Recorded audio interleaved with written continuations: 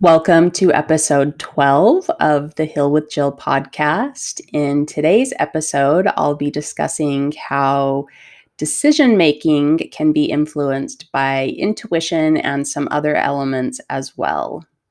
Welcome to the Heal with Jill podcast. I'm your host, Jill Yiter. Each week, I share one short, digestible episode to help you create clarity and ease in your wellness story.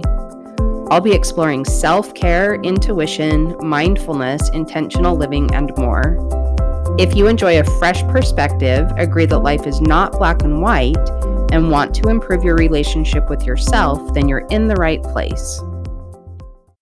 If you joined me last episode, you know that I shared with you that I rely heavily on intuition to guide me in my life, and you may rely on that to a lesser degree, but it's still an element for each of us. So today I'm just going to talk about how that kind of comes into play with decision making. So, in difficult situations, do you sometimes find it challenging to know what's best for yourself? I think that I certainly do. I don't know if that's the case for you, but there can be layers of information that you're receiving just beyond the tangible aspects. So on the surface, things might appear one way, but maybe your body is communicating something very different to you, maybe through resistance that you feel, or even like physical pain or sensations like a tummy ache or not being able to sleep. So if you're aware of this disconnect, I think it's kind of interesting to note if you acknowledge it and you honor it, or you try to kind of ignore it and override it.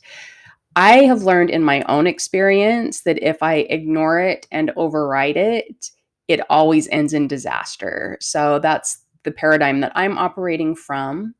And I think I've kind of come to this conclusion that for myself, when I embark in a decision making process, there's some elements that come into play. So there's actually almost always an anxiety element for me. And then there's a thinking element and a feeling element, and then the intuition element. And all of these pieces come together in my decision making self. And it can actually be confusing if I'm not aware of how they fit together and what ultimately they lead to as a greater good. So here's an example. So say that I have just gone to a job interview and it seemed like a great fit on paper. The skill set lined up just so, the salary seemed just right, the hours seemed just right. But when I get there, um, the door is actually locked and there's no message on my phone that there's been a cancellation. So I wait for a few minutes and then finally someone opens the door, but they have no idea what I'm talking about or about the interview that's scheduled. And so after some fussing, I'm eventually connected with the right person. And then 30 minutes later, I'm invited into the interview and offered a seat. And without even a chance to introduce myself, the interview begins. And after an hour of questions, I actually felt quite comfortable answering and competent in the questions that were asked. The salary is confirmed, and it's actually a little bit higher than was even written on paper. So I'm told that I'll hear back in about a week, and then I leave with some really mixed feelings. And during the week, I feel unsettled, I feel anxious, I have a hard time sleeping. And I keep trying to tell myself that it's normal to feel this way during a job search process, just with so much uncertainty. And when I hear from them a week later, I'm offered the job and I have about 24 hours to accept. And I just still feel really, really anxious. So let's take a closer look at what's maybe going on here. So there's the anxiety layer, and that for me is sometimes really loud. And I have to acknowledge it before I can accept it as one element. And the anxiety layer for me almost always has kind of a black and white tone to it, kind of a protective tone, and honestly, sometimes kind of a mean tone. So it's kind of maybe wrapped up with the inner critic. So for example, in this situation, my anxiety voice might be saying to me, "Why is it always so hard for me to make decisions? And this uncertainty is killing me. And if I make the wrong choice, it's going to be really hard to correct it. And I'm just going to end up in a mess.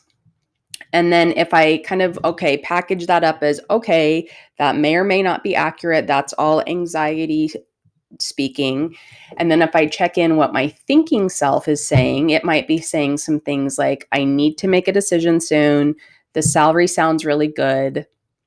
I'm not so financially destitute that I need to make a decision based on only money.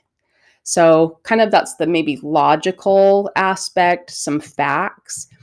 And then the feeling part of me, which I'm quite in tune with, is saying things like, I feel tired. My tummy feels unsettled. I did not feel seen or valued in the interview.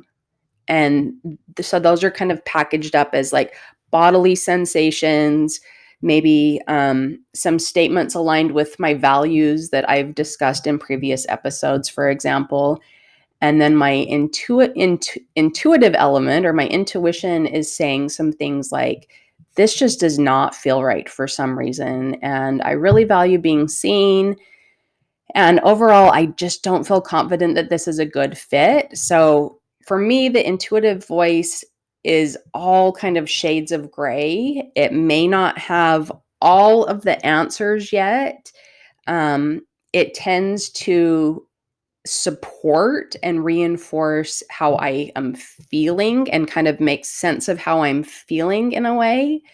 So if that's kind of interesting to break up those different elements of chatter that might be going on in your head, that's one way that I do it. So, and then as far as having a sense for how to honor all of these parts and move on with the decision, for me, it is something like this. So, I'm going to respectfully decline the offer and continue my job search. I know I am highly sensitive and I pick up on information in the interview process or in any given environment for that matter that I don't know exactly what to do with yet. I will keep looking for the or not for the perfect fit, but for a fit that feels like it resonates better and just honors like my feeling self, because honestly, when I don't trust that, as I mentioned, things don't work so well. And I'm disappointed that this one didn't fit well, but I'm also relieved to move on. And I recognize that the anxiety talk is just one piece of the whole and sometimes distracts me. It's almost like going, oh, you stupid idiot. So that's really distracting because then it's hard to listen to the under layers. It's like, what's wrong with you? You always have to like feel good. Well, yeah, yes, absolutely, yes. And I also recognize that the job search process is taxing for most people. And so just kind of sending more of my focus to self-care during this process. So that just made me think of something else, which is kind of this.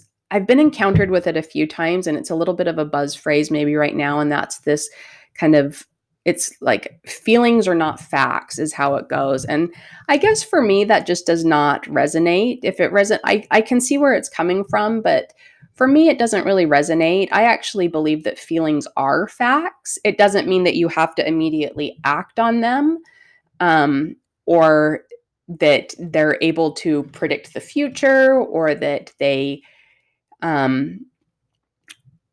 know how someone else is feeling, but your kind of core feeling cannot really be argued with, in my opinion. It actually needs to be listened to and nurtured and honored and worked with to move forward away from any resistance.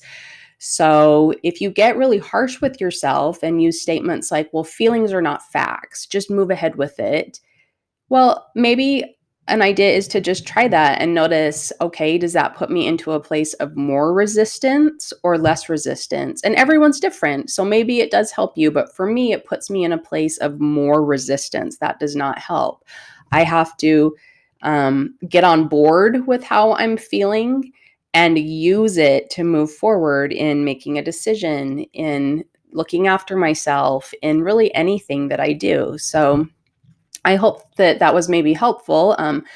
decision making can be tiring when it's a major decision, but it can actually be made easier if you stay with yourself and just recognize that most decisions in life are not final. And perhaps it takes some pressure off to label your decision as the current choice rather than the right choice. So maybe it's just the next choice or this choice, not the final choice. And you always have the opportunity to choose again and adjust course and follow another curiosity or jump ship. And sometimes we just apply an inappropriate sense of finality to situations. I know that I do that. That's why I am sharing this, because for me, it helps to reinforce and get out of habits myself. And what's most important is recognizing when something is just truly not working for you, in my opinion, whether that's your body trying to communicate to you. So I've mentioned it in previous episodes, the work of Eugene Gendlin in his book Focusing, but he really refers to the like your kind of core self, your inner self, as almost maybe what Freud would have referred to as your subconscious, but he's just like, no, it's not that abstract. It's just your body. Like, it's your physical being trying to communicate to you because it's savvy and it may know more than what just your thinking self alone can understand. So that's actually really interesting and so accurate and so spot on for me. So another thing about that I really resonate with is that he talks about when you maybe have some stuck stress or some pain in your body, that could just, one way of approaching that is that our bodies, his perspective, and again, I wholeheartedly agree, is that our bodies respond to our environment. And when there's a process that is like stopped in our systems that we're part of, in our environment that we're part of, that affects us on a physical level. And so it's hard to literally move our physical body through a range of motion when there is a stopped process. And if that doesn't make sense or it doesn't resonate with you, that's okay. I know it's maybe a little bit abstract, but it makes really good sense to me. And when I say that, my body goes, yeah, that makes sense. So just maybe keep that in mind. And if you are encountered with a major decision in the future, check in. And maybe your voices that guide your decision are different than mine. Maybe they're not anxiety, thinking, feeling, and intuition, but maybe you can clarify them and use them all as your allies in making a decision. So thank you so much for joining me today. I hope that was helpful, and I will see you again really soon. Take care and bye for now. Thanks for joining me this week on the Hill with Jill podcast. You can find all my free resources, including menu planners, mindful movement videos, and more, as well as my coaching and courses at hillwithjill.com. If you enjoyed this episode, I'd love it if you'd share it with a friend. Take care and bye for now.